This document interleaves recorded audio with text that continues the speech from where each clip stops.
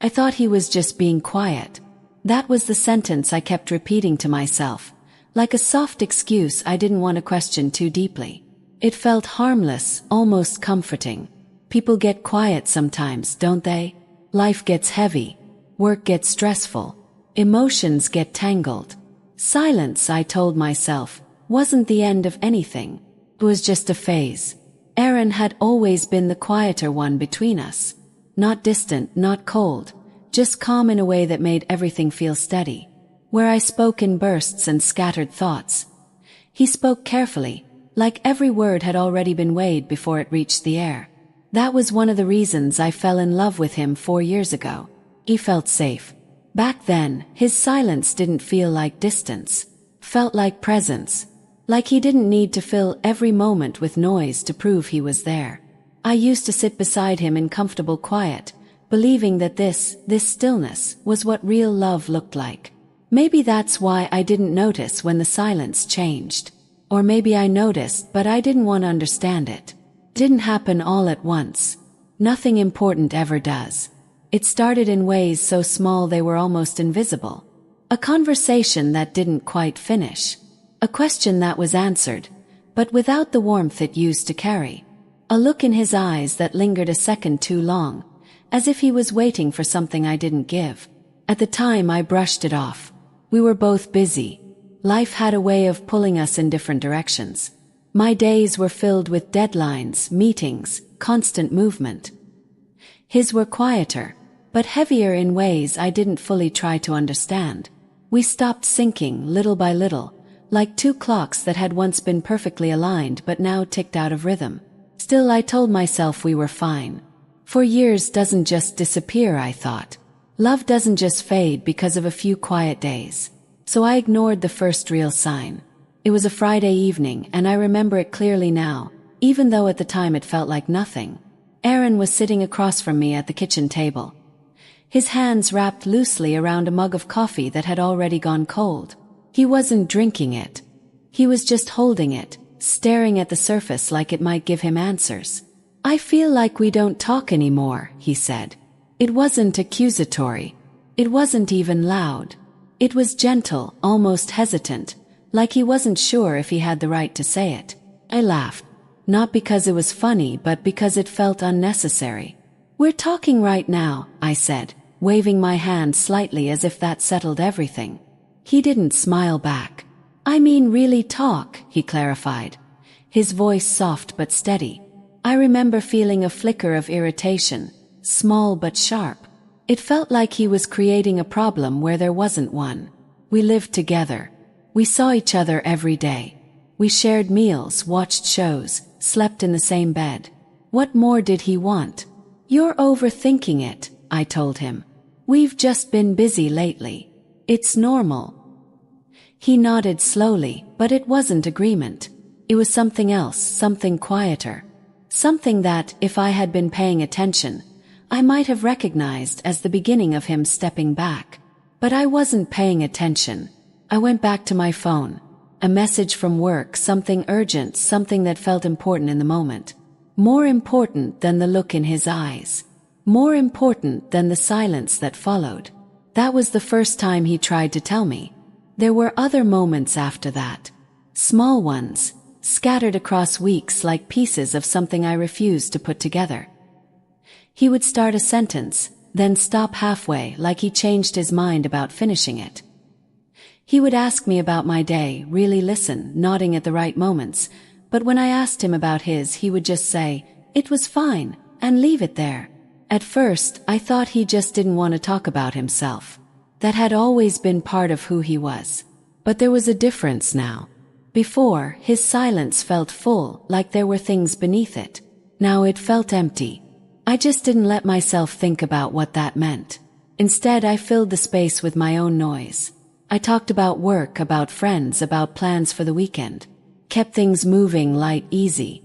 I convinced myself that this was how relationships survived.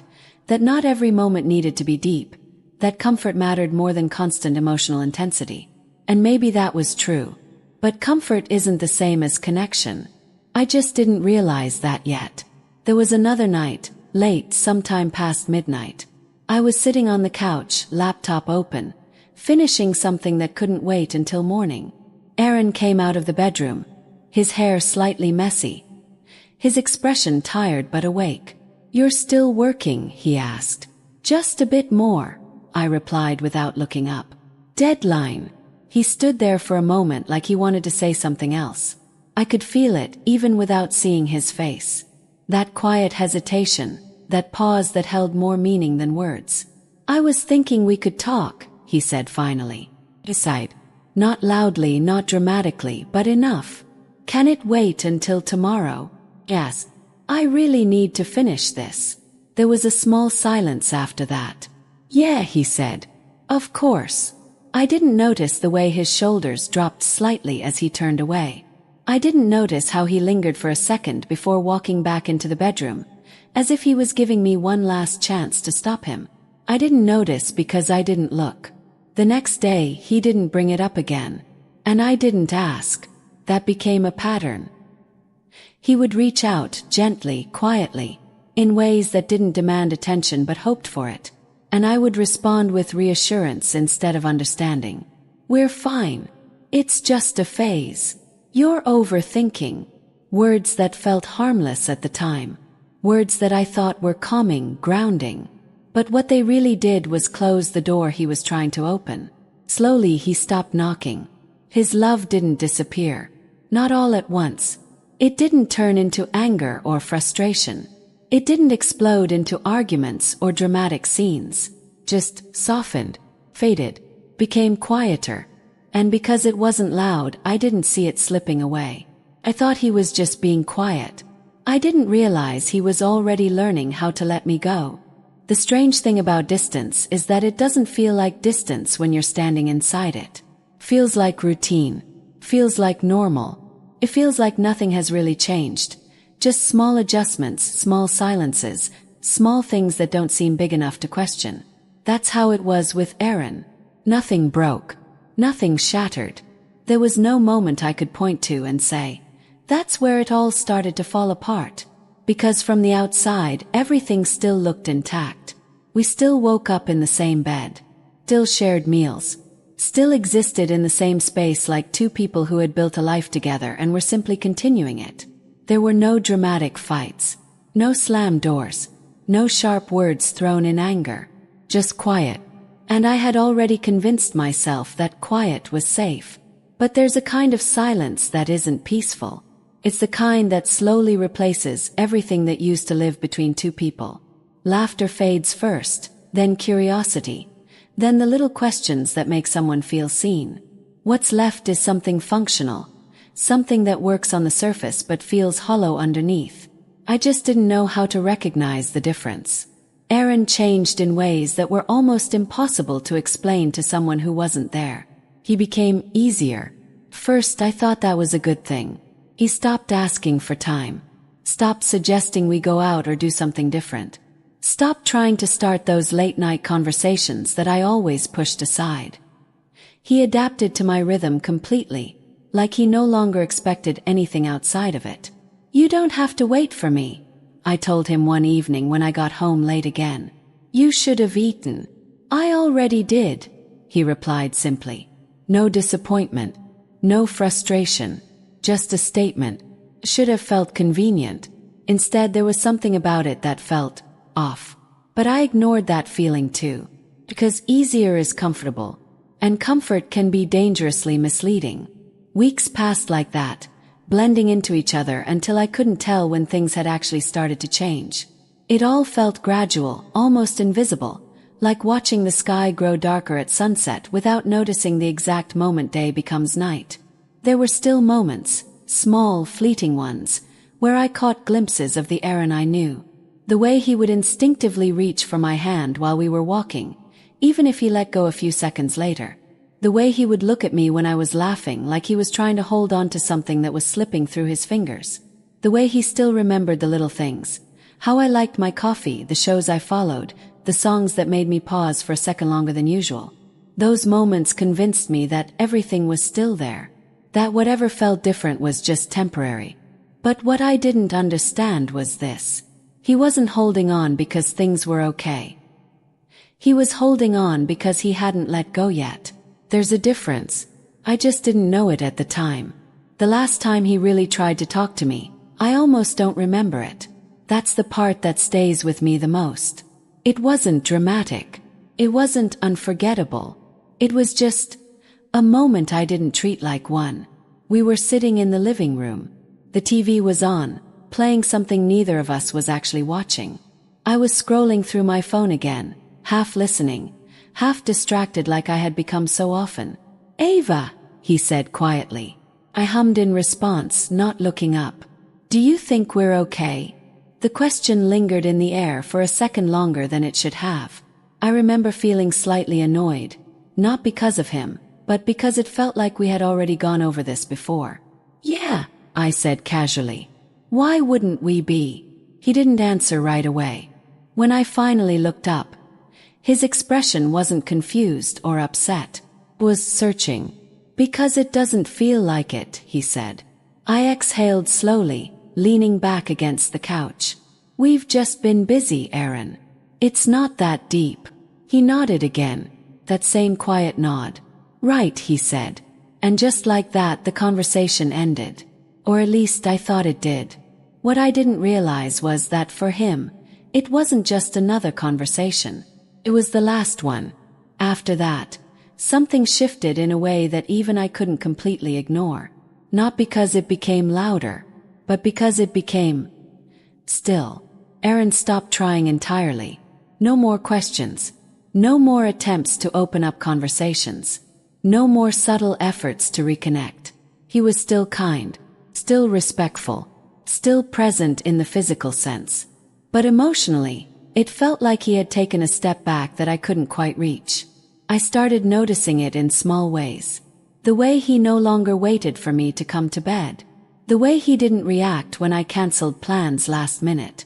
The way his responses became shorter, simpler, like he was conserving something. First it confused me. Then it bothered me. "You've been really quiet lately," I said one night, the words coming out almost accusingly.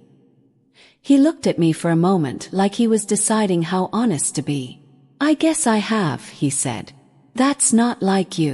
A faint, almost unnoticeable smile touched his lips. "It kind of is," he replied. Something about that answer didn't sit right with me. But instead of asking what he meant, instead of leaning into that discomfort and trying to understand it, I did what I had been doing all along. I let it pass. Because confronting it would have meant admitting that something was actually wrong. And I wasn't ready for that. So I chose the easier version of reality. The one where everything was fine. The one where silence didn't mean distance. The one where love didn't need constant attention to survive. What I didn't realize was that while I was choosing comfort, Aaron was choosing something else. He was choosing acceptance. Not the kind that fixes things. The kind that ends them. He had already started grieving something I was still pretending existed.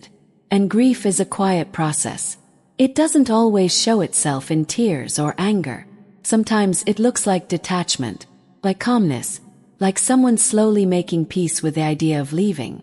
I mistook that calmness for stability. I thought we had finally settled into something steady. But what we had really settled into was the end. I just hadn't caught up to it yet. It happened on a Tuesday. There was nothing special about that day. No tension hanging in the air.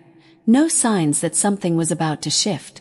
It wasn't the kind of moment you would expect to remember forever. It didn't feel like an ending. That's probably why it stayed with me. Because endings aren't always loud. Sometimes they arrive quietly in the middle of an ordinary evening and change everything without asking for attention. I got home a little later than usual. Not late enough to raise concern. Just late enough to follow the pattern I had fallen into over the past few months. The apartment was dimly lit. The soft glow from the lamp in the living room casting long shadows across the floor. Aaron was already there, sitting on the couch, waiting. There was something about the way he looked at me when I walked in. Not cold, not distant, just calm. A kind of calm that felt heavier than anything else. "Hey," I said, setting my bag down. "You've been home long." "Not too long," he replied. His voice was steady, Normal. Too normal. I moved around the room, slipping out of my shoes, adjusting small things without thinking. There was a silence between us, but it didn't feel unusual. We had grown used to silence. That was the problem. I was thinking, he said after a moment. I glanced at him briefly. About what? About us. Something in his tone made me pause. Not panic, not fear. Just a slight shift in attention, like I was finally tuning into something I had been ignoring for too long. I walked over and sat across from him. What about us? Yes. He looked at me then, really looked at me, and for the first time in a long while I felt like I was being seen completely. Not the version of me I showed the world. The real one. The one that had been avoiding this moment. I don't think I can do this anymore, he said. There was no anger in his voice. No frustration. Just truth. At first, the words didn't fully register. They felt distant, like something I hadn't heard correctly. What do you mean? I asked, a small, almost nervous laugh escaping before I could stop it. I don't think we should keep going like this. My chest tightened slightly. This is just a rough patch, Aaron, I said quickly. We've had these before. It's normal. He shook his head gently. No, he said. This isn't a rough patch. There was a pause. And in that pause, something inside me shifted. 'Cause for the first time I could hear it. Not just his words, but everything behind them. I've been trying to tell you for a while, he continued. Not like this, but in small ways. I just don't think you heard me. The words landed heavier than I expected. I hear you now, I said, leaning forward slightly. Okay, so we can fix it. We just need to talk about it properly. He smiled. Softly. But it wasn't the kind of smile that meant relief. It was the kind that meant acceptance. I already did, he said. I frowned, confusion starting to mix with something sharper. What do you mean you already did? I already went through it, he replied. The conversations, the questions, the trying to understand what was happening. I did all of that. Just not with you. The room felt smaller somehow. Like the walls had moved in without me noticing.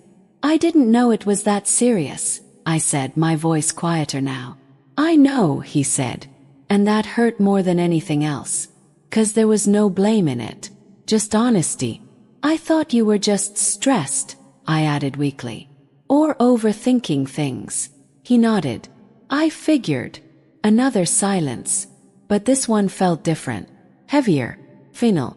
You didn't do anything wrong, he said after a moment. I shook my head quickly. No, don't say that. Clearly I did. It's not about right or wrong, he replied. It's about feeling like you matter in the way you need to. I swallowed, trying to hold on to something that felt like it was slipping too fast. You matter to me, I said. You know that. He held my gaze. I don't think you chose me, he said quietly. The words hit harder than anything else he had said. I did, I insisted. I'm here, aren't I? Being there isn't the same as choosing someone, he replied. I didn't have an answer for that, because deep down I understood what he meant. And I hated that I hadn't understood it sooner. I just needed to feel like I was part of your life, he continued. Not something you fit into it when it was convenient. I opened my mouth to respond, but nothing came out. Because every memory, every moment I had brushed aside, every time I had said later or it's not a big deal, was suddenly right there in front of me. Clear. Undeniable. I thought we had time, I said finally. He nodded again. I did too, he said. At first. That word lingered. First. How long have you felt like this? Yes. He took a breath, considering it. A while, he admitted. I think I just kept hoping it would change. And now I know it won't. The certainty in his voice was what broke something inside me. Because it meant this wasn't a decision he had just made. It was one he had already lived with. I can change, I said quickly. We can fix this. Just give me a chance. He looked at me with something soft in his eyes. Not doubt, not hope, something else. "I believe you could," he said. My heart lifted slightly. "But I don't think I'm the person you'd be changing for anymore." That was the moment it became real. Not the words, not the silence, but because there was nothing left to argue with, nothing left to hold on to. He had already let go. I just hadn't noticed. "I'm sorry," I whispered, the words feeling too small for everything they carried. "I know," he said. He stood up then, slowly, like there was no rush. Like he had already made peace with this moment long before it arrived. I stayed where I was, unable to move, unable to process how something that had lasted 4 years could end so quietly. No shouting, no tears, just a calm understanding that it was over. He walked toward the door, pausing for a second as if considering whether there was anything left to say. Then he turned back. He smiled. That same soft, familiar smile. "Take care," he said. And then he left. No drama, no final argument, just a quiet goodbye. I sat there long after the door closed, staring at the space he had just occupied, trying to understand how I hadn't seen it coming. But the truth was simple. I had seen it. I just chose not to understand it. Because sometimes relationships don't end with loud, obvious signs. They end in the small moments we ignore, in the conversations we postpone, in the feelings we dismiss. They end when one person slowly gives up, and the other is too distracted to notice. By the time you finally do, they're already gone,